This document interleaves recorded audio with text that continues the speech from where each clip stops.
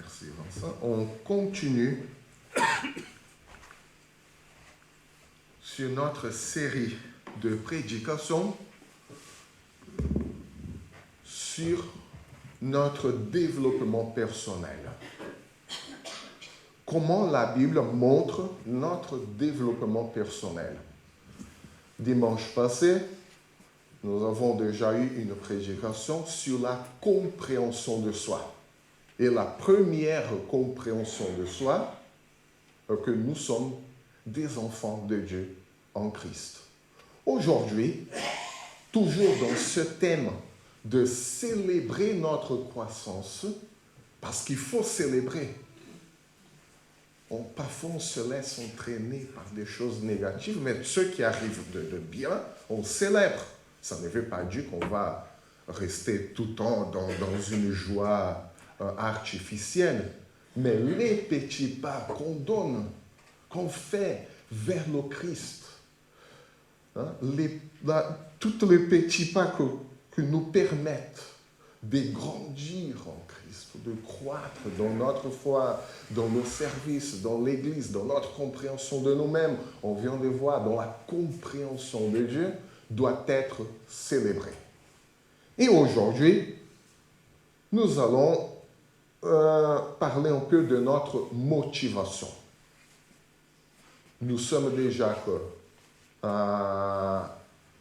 d'un côté, nous sommes des enfants de Dieu, notre compréhension de nous-mêmes. Aujourd'hui, la motivation de notre vie, c'est quoi? Quelle est la motivation de notre vie? Pourquoi faisons-nous ce que nous faisons chaque jour? Qu'est-ce qui nous pousse à agir de certaines manières et à éviter d'autres?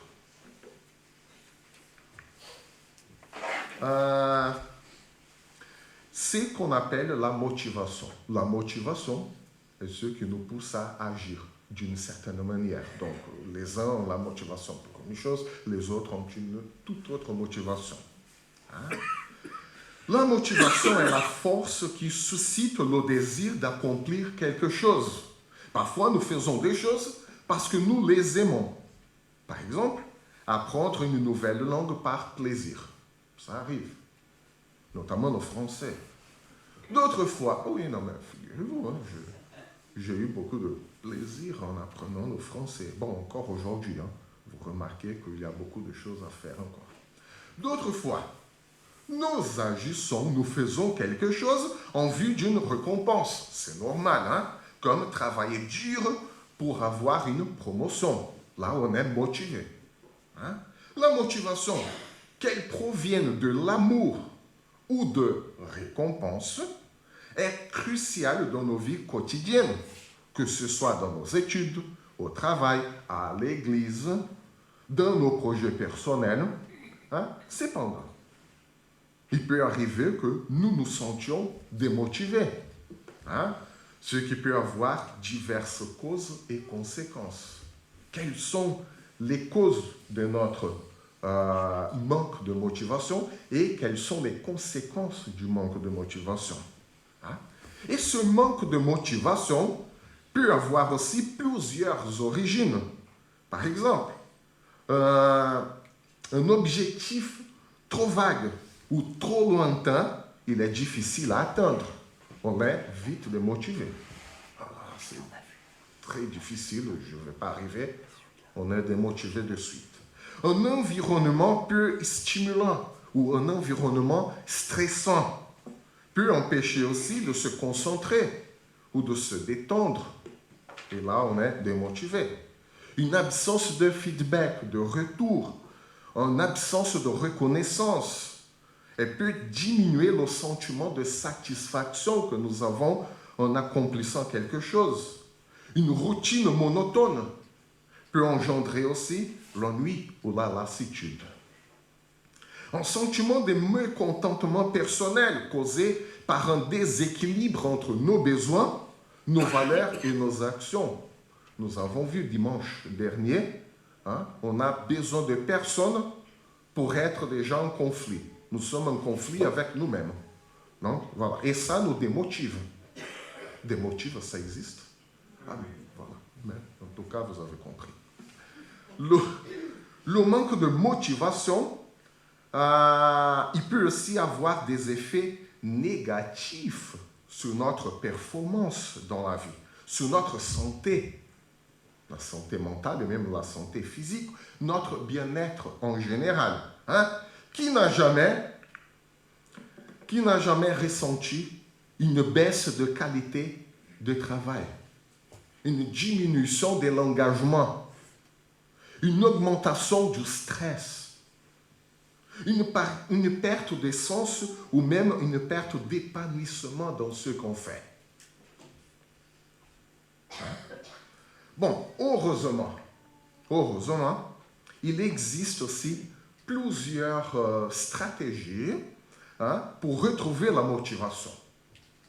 Déjà, définir un objectif clair et réaliste. Cette semaine, je me suis mis au sport. Et oui, mes enfants m'ont demandé, papa, il faut que tu fasses du sport parce que tu vieillis. Et là, ok, mais qu'est-ce qu'on va faire? Donc bon, il y a une promotion en telle dans la salle de sport, je ne sais pas quoi. Donc par le prix de 2 personnes, on paye une seule et on profite de tout. Ok, mais avant que je me mette, il faut faire un planning. Et là, on s'est assis. Et là, ok, qu'est-ce que c'est réaliste pour moi dans ma réalité? Ok, quel jour, quels horaires et quel est le programme? Parce que je ne veux pas être comme ça, je veux juste, comme ils se disent, remis en forme. Donc, on a fait tout un planning, c'est réalisable. Et figurez-vous qu'aujourd'hui, je suis cassé. Mais bon, mais au moins, c'est réaliste. On a pu établir un planning réaliste.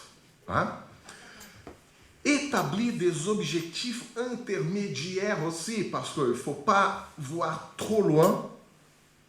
Oui, je vais être tout en forme et tout, ou peu importe, je vais apprendre tout de la langue française. Non, on casse ça en petits morceaux. D'abord, les conjugaisons, ensuite le subjonctif, ensuite ça. Pas, je vais apprendre toute la langue française dans un an. Non, on casse en petits morceaux. Ça facilite aussi à retrouver la motivation. Éliminer les distractions et les sources de tension. Pourquoi rester dans un même endroit qui nous fait souffrir, qui nous fait rester tendu comme ça? Donc non, ça ne vaut pas la peine. Ça ne peut pas nous donner la motivation. S'entourer des personnes positives et motivantes. Si on traîne avec des personnes, je ne sais pas, bon, peut-être, on ne va pas être motivé. Donc, si on veut être motivé, il faut fréquenter des personnes aussi motivées. Allez, on y va. Demander de l'aide. Parfois, on n'arrive pas. Et là, on demande de l'aide. Que ce soit à des amis, à des proches ou même des professionnels. Les professionnels de la santé mentale, ils sont là pour ça. Donc, voilà. Célébrer le progrès et les accomplissements. Cette semaine, j'ai pu apprendre le subjonctif. C'est merveilleux. Mais il faut que je fasse attention quand même à ne pas tomber dans les mêmes erreurs. Vous voyez? Donc, on célèbre les petits efforts. Là, par contre, je ne célèbre pas du tout les courbatures, mais il faut célébrer. On a commencé. Il faut aussi identifier nos besoins, nos valeurs et nos passions. Il ne faut pas emprunter les valeurs et les besoins des autres. C'est à nous de voir et à nous seuls. Et respecter son rythme. Respecter son rythme. Chacun a une vitesse. Il ne faut pas aller dans la vitesse de tous. Mais il faut progresser. Mais certaines personnes progressent comme ça, mais tous progressent, mais pas dans la même vitesse. Respectons notre rythme. Et finalement, il faut s'accorder des pauses et de petits plaisirs. Donc, voilà. Voilà quelques moyens pour retrouver la motivation. Et puis, figurez-vous que la Bible elle-même parle de l'importance de la motivation et de tous ces aspects-là. Nous allons voir. Hein? Imaginez donc l'apôtre Paul confronté à des moments difficiles, menacé de mort partout et en plus emprisonné. Les prisons romaines, il faut dire, hein, elles étaient souvent surpeuplées, insalubres, et ça a été le quotidien de l'apôtre Paul pendant quelques années, ce n'est pas quelques jours, quelques semaines. Hein? Il aurait pu se sentir seul et coincé dans une prison. Hein? Et même sans savoir ce qui allait se passer avec lui. Est-ce que je meurs maintenant en Césarée? Est-ce que je meurs d'ici 2 ans à Rome? Est-ce que je meurs ici à Corinthe? Hein? Il aurait pu se sentir coincé, seul, ou même désespéré. Hein? Une fois, il était désespéré lors du naufrage. Et il écrit ça en 2 Corinthiens. Nous étions désespérés, c'est-à-dire je pensais que j'allais mourir, vraiment mourir, ce n'est pas une expression. Hein? Il était aussi loin de ses amis. Il vivait dans des conditions pas possibles. Mais malgré tout cela, Paul n'a jamais cessé de prêcher et d'enseigner l'Évangile. Sa mission dans la vie était de prêcher l'Évangile. Il ne s'est jamais senti découragé malgré tout cela. Quelle était donc sa motivation? Lisons donc la lettre aux Philippiens, chapitre 3, versets 10 et 11, vous l'avez là, pour découvrir comment Paul trouvait sa force de persévérer dans un environnement complètement décourageant. Hein? Paul dit, tous m'ont abandonné. Je suis dans cette prison. Donc voilà, tout était contre lui en fait. L'environnement, il n'avait pas la moindre chose qui était pour lui. Voilà, ça, Paul pouvait... Non. Et nous lisons ceci, Philippiens 3, 10 et 11. « Ainsi je connaîtrai Christ, la puissance de sa résurrection, la communion à ses souffrances, en devenant conforme à lui dans sa mort. » Pour nous, aujourd'hui, dans notre mentalité, ce n'est pas très réjouissant. Hein? Ça ne donne pas trop la motivation. Hein? Pour parvenir d'une manière ou d'une autre à la résurrection des morts.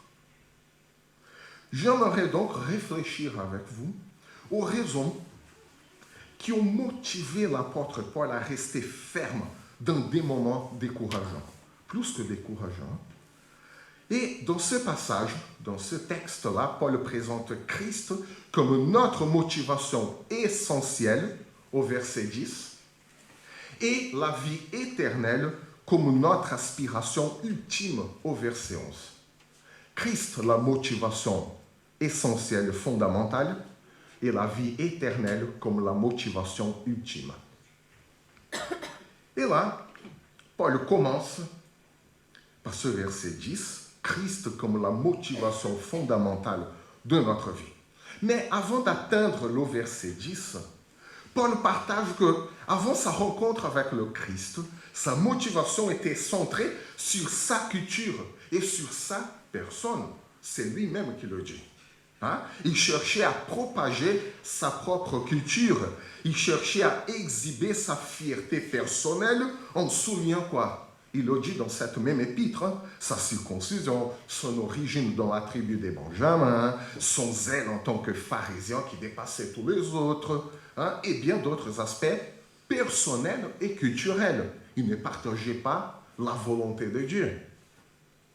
Il ne partageait pas la présence de Dieu au milieu de l'humanité. Il ne partageait que sa propre culture et sa personnalité. Hein? Mais lors de sa conversion, Paul transforme complètement ses motivations. Il abandonne son ancienne focalisation sur lui-même, ses qualités, pour la diriger entièrement vers Christ. Auparavant, il cherchait à propager sa culture, ses valeurs, mais désormais son désir principal est de connaître Christ et la puissance de sa résurrection. Ou simplement, avant Paul, il tuait pour faire connaître sa culture et ses valeurs, et maintenant, il est prêt à se faire tuer pour connaître Christ. Hein? Il a un peu changé. Hein? Autrefois, la vie de Paul reposait sur son identité à lui, hein, personnelle, ses propres actions. Mais maintenant, elle repose sur la personne de Christ et son œuvre. Mais qu'a fait Christ? Qu'est-ce que Christ a fait? Sa mort a éliminé ce qui nous séparait de Dieu, c'est-à-dire nos péchés. Par sa résurrection, Christ nous a justifiés, c'est-à-dire il a rétabli notre relation avec Dieu. Donc, l'effacement des péchés, rétablissement de la relation avec Dieu. Hein? Lorsque notre relation avec Dieu est restaurée, nous réalisons que les aspects temporaires de la vie ne peuvent pas fournir une satisfaction durable. Si l'espérance de notre vie est fondée sur notre santé, un jour nous l'avons, le lendemain, nous ne l'avons plus. Si c'est l'argent, un jour nous l'avons, le lendemain, peut-être nous n'avons plus. Si c'est le travail, un jour on est là bien, l'autre jour au chômage. Et ainsi de suite, on peut mettre tout ce qu'on voudra. Hein? Donc, ce sont des choses qui ne peuvent pas fournir une satisfaction durable. Pourquoi? Parce que tout dans notre vie est éphémère. En fait, Paul va même au-delà. Il décrit tout cela comme des ordures. Ce n'est pas moi qui le dis, c'est lui. Je considère maintenant tout ça comme des ordures. Hein? Si notre culture, si nos expériences ne peuvent pas nous satisfaire à long terme, on peut trouver une certaine satisfaction. Ce n'est pas le problème. Mais les choses de cette vie, aucune chose de cette vie ne peut nous donner une satisfaction long terme et durable. C'est toujours éphémère. C'est ça le problème. Hein? Et le problème, ce n'est pas non plus se satisfaire dans notre travail, dans notre santé. Non, c'est quand même souhaitable, tout en sachant que ce n'est pas ça le socle de notre vie. Hein? Donc, mais qu'est-ce qui peut donc apporter une satisfaction durable et profonde dans notre vie? La réponse, Jésus lui-même, sa mort, sa résurrection, sa vie. Hein? Et comment devons-nous interpréter, comment devons-nous comprendre cette participation à la mort et aux souffrances de Christ? Qu'est-ce que Paul veut dire là? Hein? Lorsqu'un chrétien il saisit la valeur salvatrice de la mort du Christ, il meurt symboliquement au péché. Hein? On est tous morts au péché, mais je vous vois bien vivants. Mais symboliquement, on est tous morts au péché. Cela implique, hein, qu'est-ce que cela veut dire pour nous? C'est beau à dire, oui, nous sommes tous morts symboliquement au péché. Ok, mais qu'est-ce que ça implique pour nous? Hein? Cela implique que la culpabilité du péché, notre culpabilité, elle est complètement effacée. Paul va dire aux Colossiens que Christ a pris la culpabilité, toute notre culpabilité, et j'aime beaucoup cette image, il a cloué sur la croix. Il a même déchiré ce qui était contre nous. Voilà notre culpabilité. Imaginez donc votre culpabilité, ma culpabilité, et imaginez là maintenant, je n'ai pas un papier là, hein, et vous déchirez cette culpabilité-là maintenant. Voilà, c'est ce que Christ a fait. Donc, et pour ça, on est tous morts au péché. C'est ça que ça veut dire. Hein? Et le pouvoir du péché sur nous, sur Paul, est graduellement diminué. Parce que nous sommes encore pécheurs. Il ne faut pas rêver, hein? Nous sommes tous pécheurs. C'est-à-dire que expérimenter la mort du Christ signifie se considérer comme mort pour des choses qui ne procurent pas une satisfaction durable. Pourquoi? Parce que la mort symbolise l'éphémérité de la vie. Et dans cette vie, tout est voué à mourir, à disparaître. Tout ce que vous voyez là, les choses et nous-mêmes, nous sommes tous voués à disparaître. C'est l'éphémérité de la vie. Pourquoi mettre l'espérance de notre vie sur des choses qui vont disparaître? Pour Paul, ça n'a aucun sens. Hein?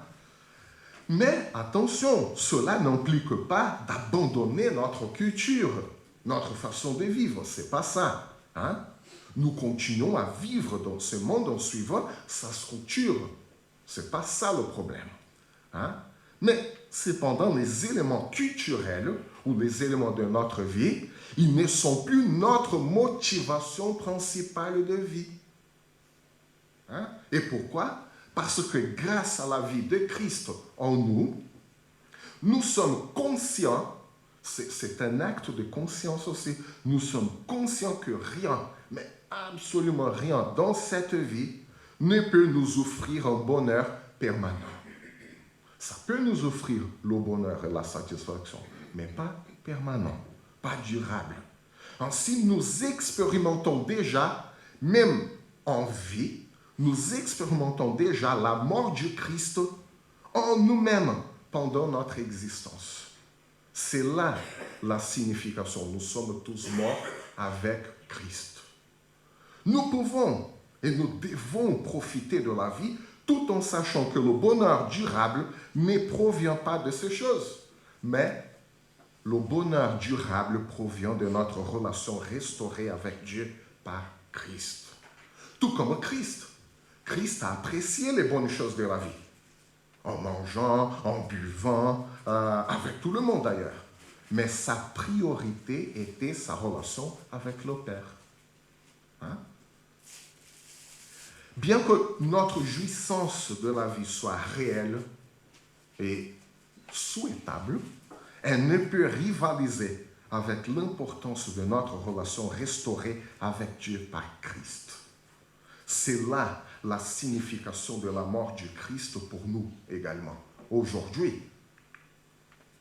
Mais, et là, nous revenons aux problèmes de la motivation qui ont été présentés tout à l'heure. Hein? La conception du bonheur, en quoi cela nous concerne, tout ça? On revient donc au problème de motivation qu'on a présenté au tout début de la prédication. La conception du bonheur dans cette vie est un objectif trop vague. Qu'est-ce que tu veux? Je veux être heureux. Ok, ça veut dire quoi? C'est trop vague, c'est presque inatteignable. Hein? Et là, on est vite démotivé pour être heureux, tout simplement parce que nous ne savons pas comment concrétiser ou comment conceptualiser le bonheur. Hein? Autre chose, le monde est un lieu hostile depuis l'entrée du péché.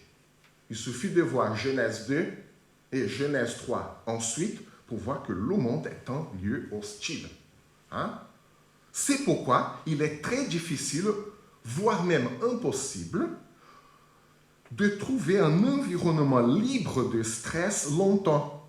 Donc, on ne va pas avoir la motivation de notre vie en cherchant le calme durablement. Pourquoi? Parce que le monde est un lieu hostile depuis la Genèse 3. Ça ne va pas changer. Hein? Autre chose, nous n'aurons pas toujours de retour ou de récompense sur nos actions. Ça, c'est souhaitable. Oui, il faut reconnaître, il faut ça. C'est même un commandement de Dieu pour nous tous. Mais faire des choses en attendant un retour, une récompense sur ce que nous faisons, c'est presque de la naïveté. Autre chose, la Bible dit depuis des millénaires, il n'y a rien de nouveau sous le soleil. Du coup, espérer que la vie ne soit pas monotone, c'est une folie. Oui, ma vie est monotone, je suis découragé. Eh bien oui, mais la Bible dit qu'il n'y a rien de nouveau sous le soleil. Qu'est-ce qu'on veut? Donc, attendre la motivation sur une vie non monotone, c'est une folie. Ça fait 10 000 ans que c'est comme ça. Et, encore une autre chose, nous sommes déséquilibrés par nature. Ben oui, nous sommes déséquilibrés par nature. Hein? Nous sommes des êtres conflictuels contre nous-mêmes. Hein? Comme Paul disait, c'est Paul qui disait, c'est pas moi. Hein? Le bien que je veux faire, je ne le fais pas. Mais le mal que je ne veux pas faire, mais ça, je le fais. Voilà, Paul en conflit contre lui-même. Donc, espérer que nous soyons tous zen, avec nous-mêmes pour trouver une motivation, c'est aussi une folie. Par conséquent, nous aurons toujours ce manque de satisfaction en nous-mêmes. Nous sommes tous des insatisfaits compulsifs. Et voilà. Nous ne serons jamais satisfaits pleinement. Il y aura toujours un petit quelque chose.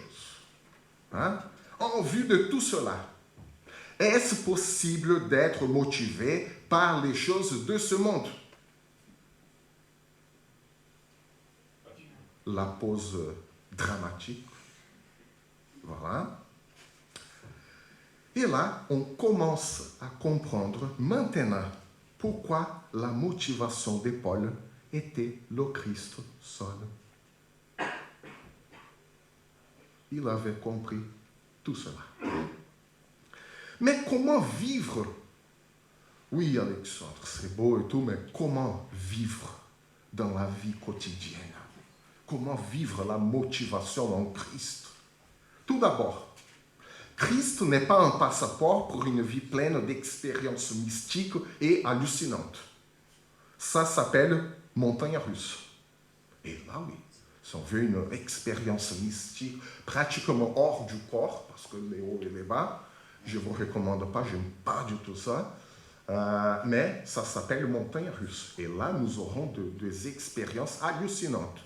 Mais Christ n'est pas une montagne russe. Nous ne sommes pas non plus appelés à vivre comme des Indiana Jones de la foi. C'est-à-dire, nous sommes toujours à la recherche des trésors cachés et qui nous mènent à une aventure folle. Oui, avec Christ, c'est une aventure folle et tout. Non, ça c'est Indiana Jones, ce n'est pas le Christ. Paul nous a montré aussi que la motivation de notre vie ne vient pas des choses que nous accomplissons. Parce que les choses que nous accomplissons sont basées en grande partie sur nos réussites et nos échecs, c'est-à-dire notre performance dans la vie. Et puis, nous n'aurons pas toujours la même performance et la démotivation. Lorsque notre performance dans la vie varie, nous sommes vite démotivés. Par contre, la valeur et le sens de vie que Jésus confère à notre existence. Et là, cette vie et la valeur qu'il nous donne, qui vient de notre réconciliation avec Dieu, apporte une signification nouvelle qui ne dépend pas de nos réussites, qui ne dépend pas de nos échecs, qui ne dépend pas de notre état d'âme. Parce que Christ ne change pas. L'amour de Dieu pour nous ne change pas. Une fois réconciliés avec Dieu, nous sommes toujours réconciliés avec Dieu. Et là, on est motivé. Si tout va mal, Seigneur, je suis démotivé, mais je sais que par Christ, je suis réconcilié avec toi, Seigneur. Et c'est pour ça que je me lève tous les matins. C'est pour ça que je fais ce que je fais. Contrairement à cette motivation basée sur la performance fluctuante et qui varie, la motivation en Christ découle de cette relation restaurée. Et la réconciliation avec Dieu, elle est durable, elle n'est pas éphémère. Ça commence ici et ça va jusqu'à l'éternité. Ainsi, notre motivation en Christ demeure stable, demeure ferme et nous permet de persévérer malgré les défis, malgré les difficultés, car elle repose, notre motivation repose sur la réalité constante de notre relation avec Dieu restauré. Et dans le verset 11, Paul présente notre motivation ultime de vie, c'est la résurrection des morts. À ce stade-là, on peut passer à ce deuxième point, au verset 11. Et pourquoi la restauration de notre relation avec Dieu est-elle importante, même cruciale, je dirais? Parce que chaque être humain, peu importe s'il est chrétien ou non, chaque être humain naît avec la flamme de la vie en lui. Il suffit de voir un ours. Les athées, les croyants, les amants d'ours, les non-amants d'ours, ils vont tous fuir. Hein. Pourquoi? Cet instinct de fuir, parce que nous voulons préserver notre vie. Ah, je n'aime pas ma vie. Je vais m'offrir à un ours pour qu'on me déchiquette. Non. Nous avons tous cette flamme de vie en nous. Hein? Et pourquoi cette flamme de vie est-elle présente en nous? Parce que Dieu, le créateur de tous, selon ce que les enfants ont appris, et nous l'avons appris aussi, il est le créateur de tout le monde. Et Dieu, en tant que créateur, est la source de vie. Et il met la source de vie en chaque personne. Il est le Dieu de la vie. Même si nous sommes tous pécheurs, une petite parcelle de l'image de Dieu demeure en chaque être humain. Nous sommes naturellement orientés vers la vie. Nous ne sommes pas naturellement orientés vers la mort. Je dis naturellement. Ainsi, au verset 10, voilà.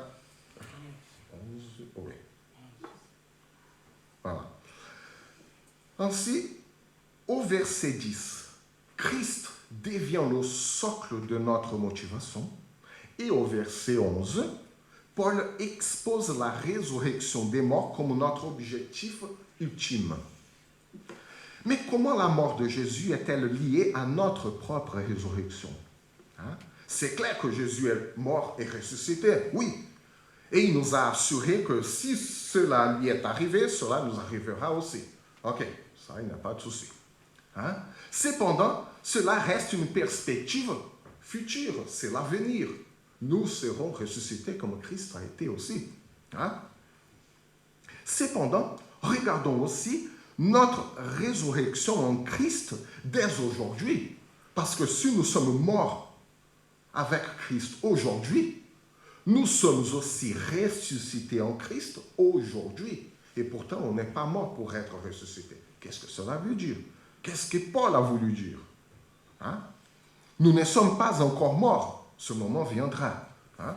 Mais quelle est la valeur de la résurrection du Christ pour nous, là, maintenant? Paul, au verset 11, exprime son désir de connaître la résurrection d'une manière ou d'une autre. Ça veut dire soit vivant, soit mort. Hein? Ou selon nos textes en grec, ça c'est très intéressant, j'ai trouvé.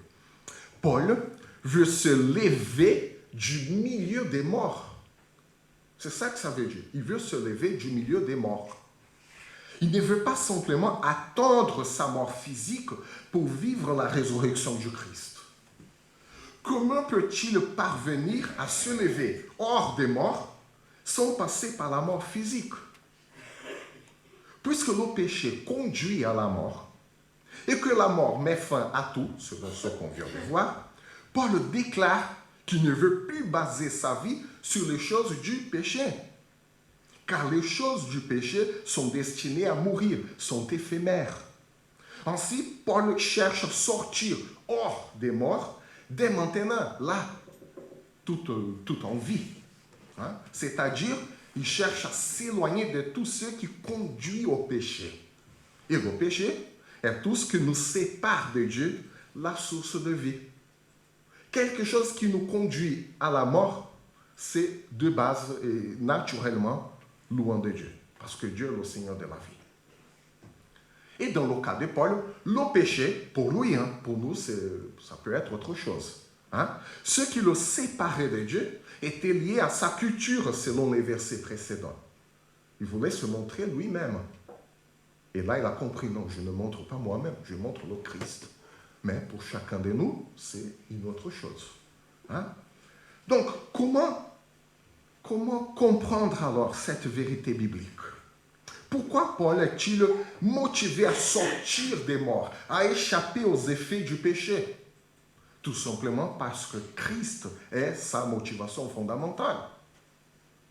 Et pourquoi Christ est la motivation fondamentale? Oui, il faut parfois chercher à poser des questions bêtes. Mais pourquoi Christ est la raison fondamentale? Parce qu'il nous a réconciliés avec Dieu. Une fois que Christ a accompli cette réconciliation, nous prenons conscience de notre état déchu. Nous avons semé le mal partout, tout en trouvant que nous sommes tous des bons citoyens. Oui, je paie mes impôts, je fais le bien, je donne des aumônes, tout ça, mais on sème le mal partout. Hein? Cependant, grâce à Christ, la source de vie, la culpabilité de nos péchés, nos mauvais actes est effacée. Amen. En Christ, nous ne sommes plus coupables de nos péchés, car Christ les a portés tous sur lui. Il n'y a aucune culpabilité pour nous. Débarrassés de cette culpabilité qui pesait sur nous, nous sommes libérés de la détresse et de l'angoisse de la vie. Et pourquoi cette libération d'une détresse et d'une angoisse dans la vie? Du conflit interne qui nous console. Parce qu'il n'y a plus de honte. Il n'y a plus de crainte d'une punition. Il n'y a plus ce sentiment dérangeant d'une perturbation inconnue. Christ nous a débarrassés de tout cela. La honte et la peur, sans parler de Bible, du christianisme, rien. Que la honte et la peur nous poussent souvent à nous replier sur nous-mêmes et à privilégier nos valeurs et nos émotions au détriment des autres. Et voilà le tableau de notre société actuelle. Chacun replié sur soi. Pourquoi? La honte et la peur. La peur de l'autre. La honte de ce qu'on fait inconsciemment ou même consciemment. Ainsi, nous comprenons maintenant pourquoi Paul parle de sortir des morts. La culpabilité, la honte, la peur peuvent nous détruire. Nous sommes rongés par la honte, la peur, la culpabilité. On est des morts vivants. Mais Christ nous en libère. C'est pourquoi nous expérimentons la résurrection en Christ, même avant notre mort physique. Voilà pourquoi Paul dit que nous sommes déjà ressuscités en Christ. Nous le serons physiquement, mais nous expérimentons la résurrection dès ici et maintenant. La vie éternelle, en fait, commence ici et maintenant. Ce n'est pas quelque chose à venir. C'est quelque chose qui est déjà commencé et qui va se poursuivre. Nous ne rentrerons pas à la vie éternelle. Nous vivons déjà dans la vie éternelle. Et quel est le lien, quel est le lien qui existe entre cette vérité biblique de la résurrection du Christ et notre quotidien? Pourquoi devrions-nous être motivés par cette résurrection?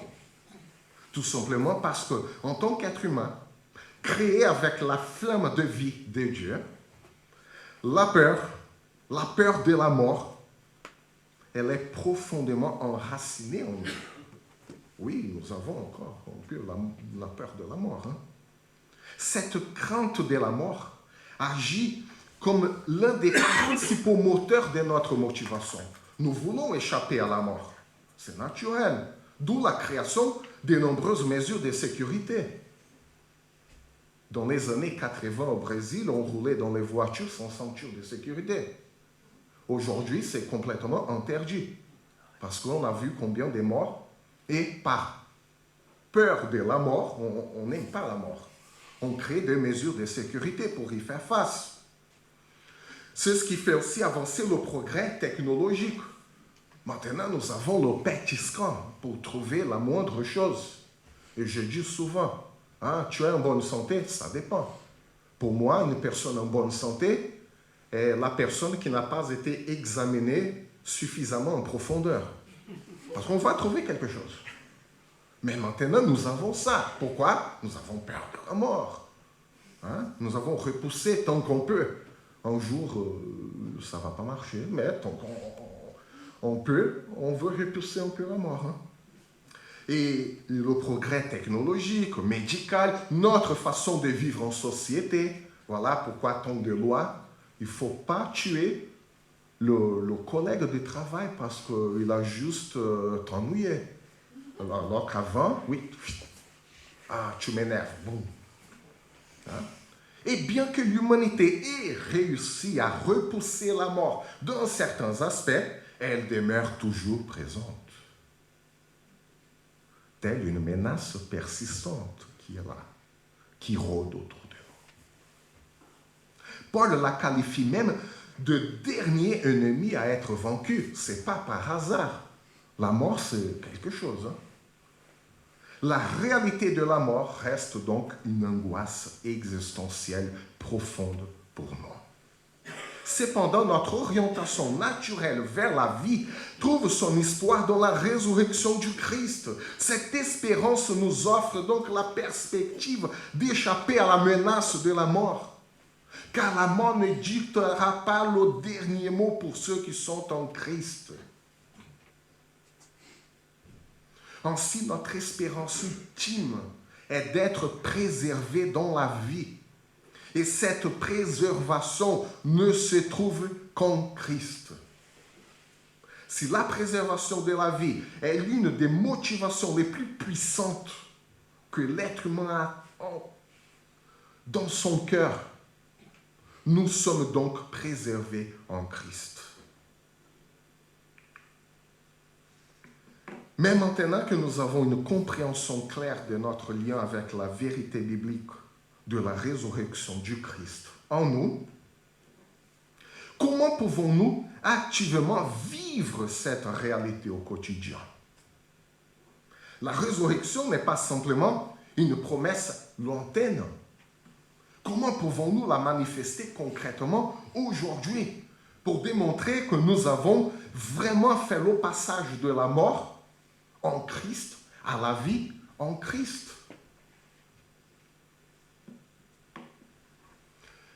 En adoptant la motivation que la vie de Christ nous offre, nous nous engageons à mettre en pratique ses enseignements, à agir en faveur des autres, à rectifier nos torts, à pardonner et à demander pardon, tout en veillant à éviter, on ne va pas anéantir, mais tout en veillant à éviter au moins de répéter les mêmes erreurs. Ces actions fondamentales ne sont pas seulement de manifestations, mais elles nous dirigent activement vers la vie, car elles témoignent de notre libération de la mort par l'intermédiaire du Christ qui demeure en nous. Ainsi, notre motivation réelle, notre motivation ultime dans la vie, est-elle à vivre la vie éternelle dès maintenant? Que l'océan nous bénisse, que l'océan nous garde. Amen. Je vous invite à prier